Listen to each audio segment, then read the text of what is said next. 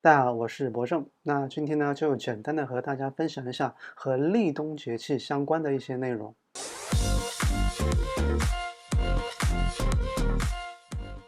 立冬节气呢，也是24节气之一，那是24节气的第19个节气了，那也是冬季的开始。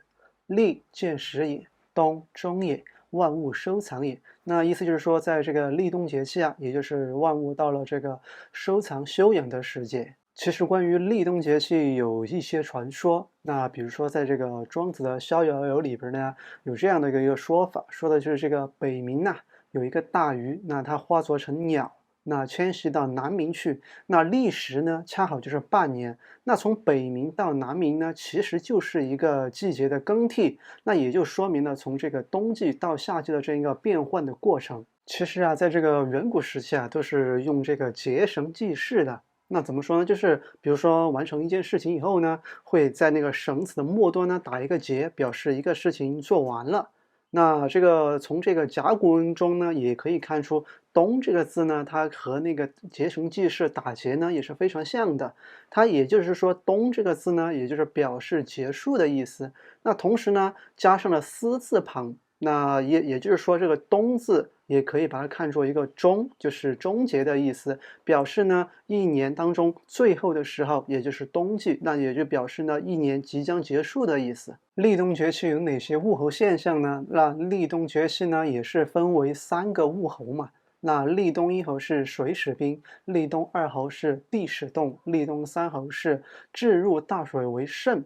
那前面2个很好理解嘛，水始冰，地始冻。那也就是说，随着这个气温的逐步降低啊，这个水面呢开始结冰，地慢慢开始冻起来了。那这个置入大水为盛呢，这个置其实是指的像野鸡一类的这种的大鸟，那盛呢其实就是指的这个蛤。那置入大水为盛，其实在这个立冬节气啊，很难见到这种像野鸡一类的这种大鸟了。那相反呢，在这个海边呢，可以看见一些这个花纹和野鸡非常类似的这种蛤，也就是贝壳类这种动物，这种蛤非常相像。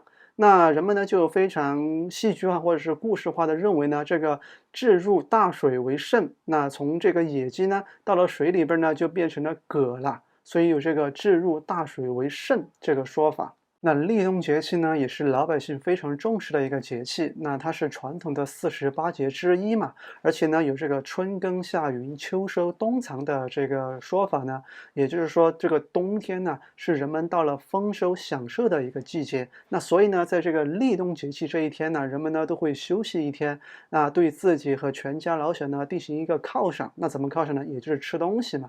所以呢，有这个立冬补冬补嘴空的这个说法。立冬节气有哪些传统习俗呢？有这个祭祀和补冬。那祭祀呢，就是全家老小在一起，那吃吃饭、喝喝酒啊，然后呢，对祖先或者神明呢进行一个祭祀，那祈求来年的五谷丰登。那补冬就是刚刚说的那个立冬补冬补嘴空的这个说法呢的一个形式，也就是说，在这一天呢，人们都会吃一些食材进行进补身体。那一般呢，有的说是吃饺子，那有的地方呢说是吃这个羊肉汤，说是在立冬这一天喝这个羊肉汤啊，整个冬天呢都不会冷。其实呢，不管吃什么喝什么呢，也都是老百姓呢对于美好生活的一个祈愿。最后呢，分享一下和立冬节气相对应的72候花信封。这个立冬一候是乌桕，立冬二候是龙胆，立冬三候是紫菀。以上呢就是我关于立冬节气的一个非常非常简单的分享。如果你知道其他和立冬节气有关的内容呢，也可以留言告诉我。那如果你觉得本期视频不错的话，也可以给我点个赞。那好了，本期视频就是这样，下次见，拜拜。